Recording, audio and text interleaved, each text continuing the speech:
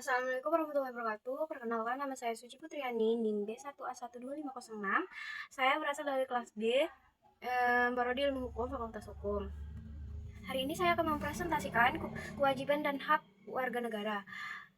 Materi ini penting karena menyangkut peran kita dalam kehidupan bernegara, mulai dari hak yang kita terima sampai kewajiban yang harus kita jalankan, agar negara berjalan dengan baik dan masyarakat hidup harmonis. Sebelum masuk ke materi inti, mari kita pahami dulu apa itu warga negara.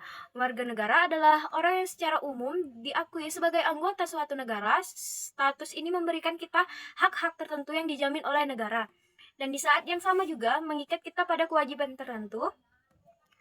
Dua dasar hukum utama tentang kewarganegaraan di Indonesia adalah Undang-Undang 1945 sebagai konstitusi negara dan UU No 12 tahun 2006 yang mengatur ketentuan kewarganegaraan secara lebih rinci. Dengan memahami dasar hukum ini, kita bisa lebih sadar tentang peran kita sebagai bagian dari bangsa. Berikutnya kita akan masuk kepada aspek historis kewarganegaraan. Konsep kewarganegaraan sebenarnya bukan hal baru. Di zaman Yunani kuno, warga negara adalah mereka yang menjadi bagian dari polis atau kota negara umum. Jumlahnya sangat terbatas. Lalu pada masa Romawi, status warga negara diperluas tetapi semua dapat hak politik penuh. Seiring berjalan waktu, konsep kewarganegaraan terus berkembang. Di era modern, kewarganegaraan tidak hanya bisa soal siapa yang tinggal di suatu wilayah, tetapi juga soal identitas, hak, tanggung jawab, dan partisipasi dalam masyarakat global. Selanjutnya, hak-hak dasar warga negara. Hak warga negara merupakan suatu yang harus dijamin dan dilindungi oleh negara. Beberapa hak dasar tersebut antara lain, satu, hak untuk hidup sebagaimana diatur dalam pasal 28A Undang-Undang 1945. Dan kedua, hak atas kebebasan pribadi, misalnya kebebasan dari perbudakan dan penindasan. Juga yang ketiga, hak atas keamanan pribadi, yaitu perlindungan terhadap ancaman yang bisa membahayakan hidup kita. Dan ketiga, hak ini juga selaras dengan prinsip-prinsip dalam Deklarasi Universal Hak Asasi Manusia atau DUHAM. Politik dan sipil, hak-hak politik dan sipil adalah bagian penting dari demokrasi. Beberapa di antaranya kebebasan berpendapat dan berekspresi. Kita bebas menyampaikan pendapat selama tidak melanggar hukum atau merugikan orang lain. Hak berserikat dan berkumpul. Kita boleh membentuk organisasi, komunitas, atau berkumpul untuk menyampaikan aspirasi. Hak memilih dan dipilih, hak ini memungkinkan kita berpartisipasi dalam pemilu, baik sebagai pemilih maupun calon. Ini merupakan hak fundamental dalam sistem pemerintahan demokratis. Hak atas persamaan di depan hukum, semua warga negara harus diperlakukan sama tanpa diskriminasi. Dan selanjutnya, hak ekonomi, sosial, dan budaya. Selain hak politik, ada hak-hak yang berhubungan dengan berkualitas hidup.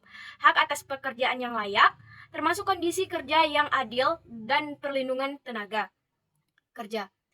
Hak belajar dan mendapatkan pendidikan dijamin oleh pasal 31 Undang-Undang 1945. Pendidikan adalah dasar untuk meningkatkan kemampuan dan kesejahteraan. Hak atas kesehatan diatur dalam pasal 28H Undang-Undang 1945. Hak jaminan sosial misalnya BPJS atau perlindungan kesejahteraan lainnya. Hak berpartisipasi dalam kehidupan budaya termasuk menikmati karya seni, tradisi, dan warisan budaya. Dan selanjutnya, mekanisme perlindungan hak. Agar hak-hak tersebut terlindungi, negara membentuk beberapa lembaga dan regulasi seperti Undang-Undang 1945 sebagai landasan hukum tertinggi, Komnas HAM sebagai lembaga independen yang menangani isu-isu hak asasi. Lembaga penegak hukum seperti polisi, kejaksaan, dan pengadilan. Selain itu, masyarakat sipil dan organisasi non-pemerintah juga memiliki peran dalam mengawasi kebijakan dan memberikan edukasi kepada masyarakat. Selanjutnya, kewajiban warga negara. Selain hak, ada beberapa kewajiban utama yang harus dilakukan warga negara. Yang pertama, menaati hukum dan peraturan. Ketaatan hukum menciptakan ketertiban dan keamanan. Dan yang kedua, membela negara tercantum dalam Undang-Undang 1945 pasal 27 ayat 3. Bentuknya bukan hanya angkatan senjata, tetapi juga kontribusi positif terhadap negara. Dan yang ketiga, membayar pajak. Ini penting untuk pembangunan fasilitas publik dan kesejahteraan masyarakat. Yang keempat, menjaga persatuan dan kesatuan bangsa, terutama dalam masyarakat yang beragam seperti Indonesia. Selanjutnya, kewajiban sosial dan lingkungan. Selain kewajiban utama, ada juga kewajiban sosial seperti menjaga kerukunan antara warga, menghormati perbedaan suku, ras, budaya, dan agama. Dan ada juga melakukan kegiatan gotong royong, menjaga kebersihan dan kelestarian lingkungan. Tindakan sederhana seperti membuang sampah pada tempatnya atau ikut kerja bakti sudah menjadi bagian dari kewajiban kita sebagai warga negara. Dan yang 10, berkaitan hak dan kewajiban. Hak dan kewajiban itu tidak bisa dipisahkan.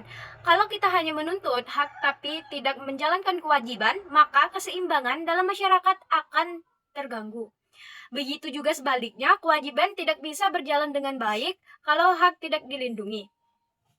Keseimbangan ini sangat penting agar negara tetap stabil, adil, dan damai.